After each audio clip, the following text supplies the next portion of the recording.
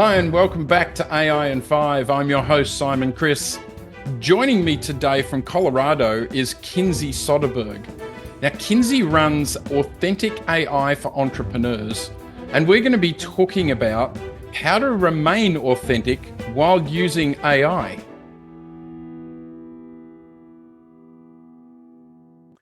Hey, Kinsey, and welcome to AI in 5. Thanks for joining me. Thank you so much for having me. I'm so excited to be here. Great. We're going to jump straight in. We're going to talk about authenticity in AI because, AI can make us all a bit kind of generic. What's your take on authenticity? Yeah, well, with my brand, Authentic AI, it's in the name. We really like to help solopreneurs use AI tools in a way that works for you so that you are using it to boost your productivity and save time without sacrificing your authenticity, the quality Mm, of your work, all that different stuff. Because we all know how it is to go to these AI tools and be like, write me an Instagram caption. And, it will spit out the most generic thing on the internet, which yeah, let's be honest, it is getting pretty easy to recognize AI written content yeah, out there these days, especially when it's just copy pasted straight from yep. ChatGPT. But there are ways that we can use these tools to get it to help us along in our process, do our work more quickly without sacrificing our authenticity. So that's really what I like to teach with Authentic AI, is that human first approach to using AI tools, bringing your own opinions, beliefs, ideas to these tools and allowing it to help us expand them instead of replacing us and turn our brands into Yeah. robots. I have to say, I see a lot of LinkedIn posts that start with imagine a world where, and I almost immediately go, yep, that's AI. hmm If people were wanting to do this, particularly for socials, because people are very worried about their social presence, what would be three of your big tips to how to stay authentic?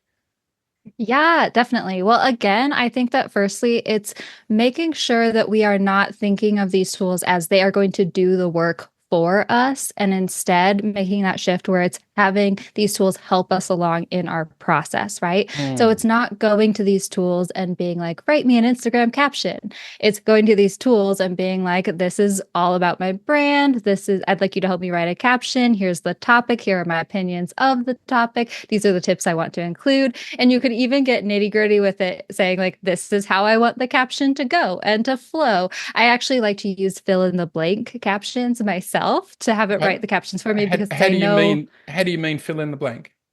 Yeah, I'll say, okay, so say I'm a social media person, so I tend to know how I want my captions to go, Have you been struggling with this? Here's my solution. I know how hard it is to dot dot dot, here's my quick tip for it, blah blah blah, right? Like I Got it. know I want it to start with a hook, empathize with a problem, offer a tip, and then end with a call to action. So I'll actually write out kind of like literally a fill in the blank caption for ChatGPT to work with when it comes to my captions. And it helps it to do the work that I want more quickly to give me exactly what I'm looking for Mm, without the stress and frustration of going back and forth with it, trying to get it to give me what I want without yep. telling it explicitly what I want, right? Fantastic. Look, thank you. We're right at time. I love to ask everybody the same question, which is what would be your one tip for someone that's just starting their AI journey, just opening ChatGPT for the first time?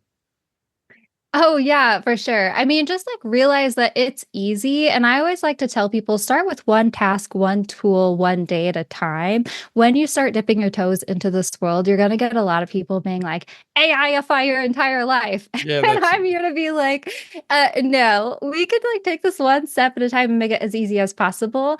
If you're using it for your business, I really like to think about the two types of tasks that people could use this for. Number one is your workflows and processes that you already have in place for your business. So really take a look at your podcasting workflow or your content creation workflow and be like, how can AI help me with this? How can I start integrating AI into the steps that I already have in place so that it can help me get things done more quickly? Like my podcast show notes, for example, that has been a lifesaver.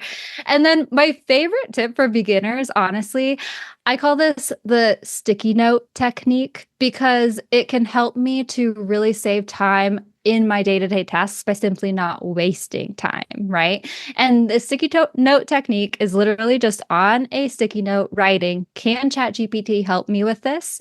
Sticking that next to my computer screen. And then as I'm walking or as I'm working through my day-to-day processes, every time I hit a pressure point or I get stuck on something, I'm like banging my head against the keyboard, I will do a big eye roll and I'll look at that sticky note next to my computer screen and I'll be like, oh, can ChatGPT help me with this? And usually it can, or it can point me to something that can, right? So just remembering that you can slowly start to integrate these tools into your day to day. And you don't have to completely revamp everything is so, so helpful. Awesome.